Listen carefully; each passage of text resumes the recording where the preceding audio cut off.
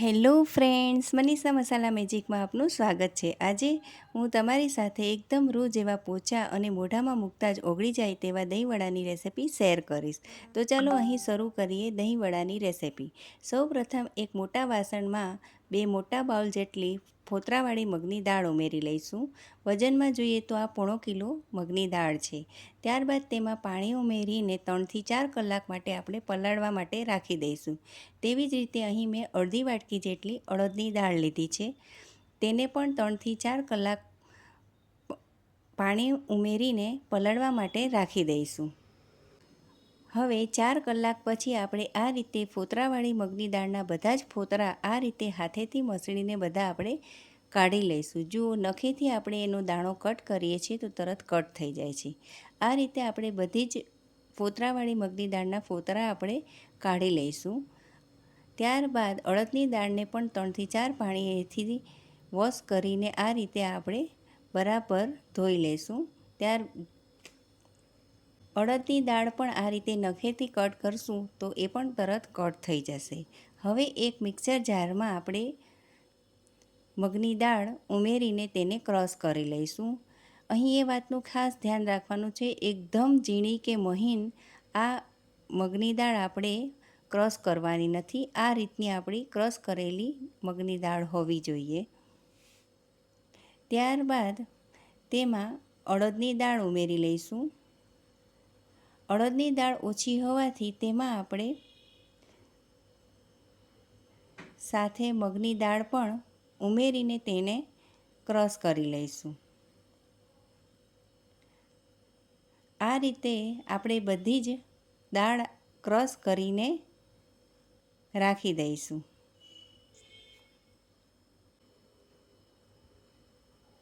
આ રીતે બધી દાળ ક્રશ થઈ જાય એટલે એકવાર બધું આપણે બરાબર મિક્સ કરી લઈશું। આમાં એ વાતનું પણ ખાસ ધ્યાન રાખવાનું કે ક્રશ કરવા સમયે આપણે તેમાં પાણીનો બિલકુલ ઉપયોગ કરવાનો નથી, એ વાતનું અહીં ખાસ ધ્યાન રાખવાનું છે। ત્યારબાદ તેમાં આપણે સ્વાદ અનુસાર મીઠું, ક્રશ કરેલા આદુ મરચાં, અડધી ચમચીથી પણ ઓછી હળદર, થોડું ધાણા જીરું ઉમેરીને બધું બરાબર મિક્સ કરી લઈશું। અહીં તેલ નાખવાની પણ જરા પણ જરૂર નથી। આ રીતે આપણે બધું બરાબર મિક્સ કરી લઈશું। ત્યારબાદ આપણે અહીં દહીં માટેની તૈયારી કરીશું। અહીં મેં અમૂલ ગોલ્ડ દૂધમાંથી આ દહીં જમાવ્યું છે। ત્યારબાદ તેમાં સ્વાદ અનુસાર મીઠું ને 2 ચમચી જેટલી સુગર પાવડર ઉમેરીશું અને બરાબર આ રીતે લાકડાની ઝેરણીથી જ આપણે આ દહીંને બરાબર ઝેરી લઈશું। આ રીતનું એકદમ જાડું આપણું દહીં હોવું જોઈએ। હવે એક પેનમાં આપણે તેલ ગરમ કરવા માટે રાખી દઈશું। તેલ આ રીતે ગરમ થાય એટલે તેમાં થોડું આપણે વડાનું બેટર ઉમેરીશું।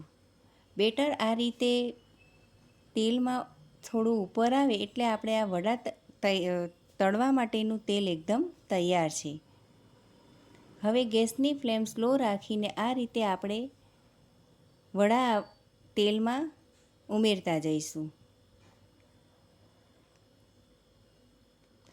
બધા વડા આ રીતે ઉમેરાઈ જાય અને આ રીતે તેલ પર ઉપર આવે એટલે આપણે તેને એકવાર બરાબર આ રીતે જારાથી ઉપર નીચે કરી લઈશું।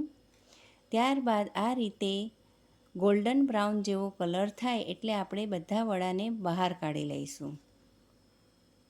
તો આ દહીં વડા તળીને એકદમ તૈયાર છે। અહીં એ વાતનું ખાસ ધ્યાન રાખવાનું કે તેલમાંથી કાઢીને તરત જ વડાને આપણે પાણીમાં ઉમેરીશું નહીં।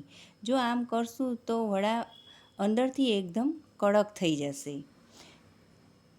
જો આ રીતના આપણા વડા તળાઈને એકદમ તૈયાર છે। હવે 1 મિનિટ પછી આપણે નોર્મલ પાણીમાં આપણે તેને રાખી દઈશું. મેં અહીં માટલાનું પાણી લીધું છે.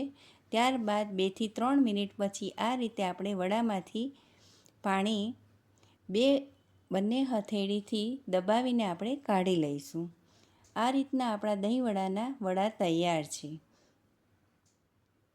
હવે એક સર્વિંગ પ્લેટમાં આ રીતે આપણે બધા વડાને ગોઠવી દઈશું. ત્યારબાદ તેના ઉપર તૈયાર કરેલું દહીં ઉમેરી લેશું. બધા જ વડા ઉપર આ રીતે દહીં ઉમેરાઈ જાય એટલે તેમાં ખજૂર આમલીની ચટણી,